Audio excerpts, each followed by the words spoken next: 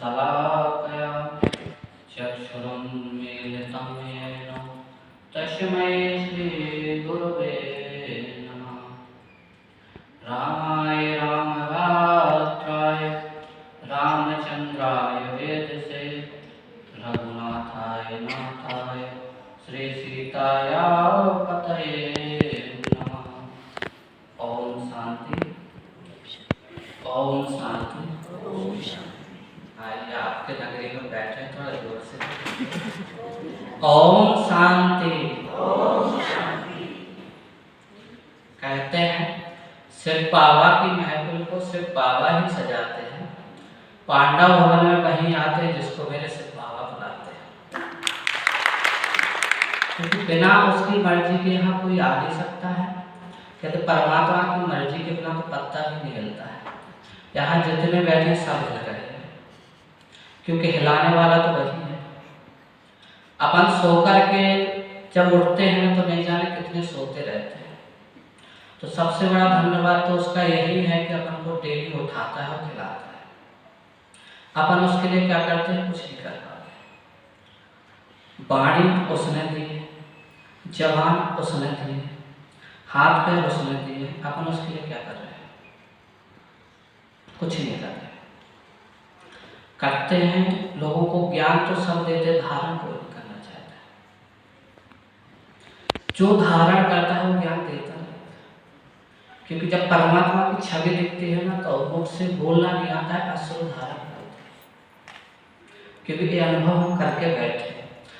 मम्मा है हमारी, सब लोग बोलते हैं कि आप कुछ अनुभव बताएं। अब जिस अनुभव को हमने पा लिया उस वाणी से कुछ निकल सकता है।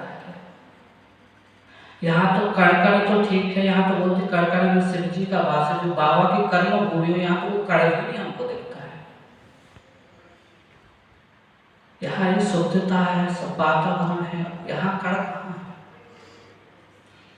कण तो वहाँ होता है कि जो पत्थर हो, चट्टान हो, जो लोग तपस्या करने के लिए जाते हैं उनके लिए वो कण दिखता है, तो उसमें परमात्मा को प्राप्त करते हैं। यहाँ तो सारी शक्तियाँ बैठी, जब शक्तियों को पा लिया तो सब तो अपने आप से आ जाएगा। सबको पाने की आवश्यकता नहीं, पहले पहचानना होगा कि हम कौन है। जब अपने आप को पहचान लिया, इसलिए तो बोलते हैं कि पवित्रता बनो। पवित्रता क्यों बनाते? पवित्रता इसलिए तो बनाते हैं सबको पाना है तो पहले पवित्रताओं में तो जाना पड़ेगा। जब पवित्रताओं में जाएंगे तो सबको ढूंढना नहीं पड़ेगा। ये तो आदि शक्तियाँ बैठी हुई हैं, क्योंकि परमात्मा की ही देन है। ये सब इतना बड़ा संसार सब क्यों नहीं धारण करना चाहते? क्योंकि किसी को मालूम ही नहीं है कि शक्तियाँ होती क्या है। सबके अंदर शक्तियाँ होती हैं, केवल उसको पहचानना होता है कि हमारे अंदर कौन सी शक्ति है। जिसने शक्तियों को पहचान लिया तो सबको पहचानने की आवश्यकता नहीं है।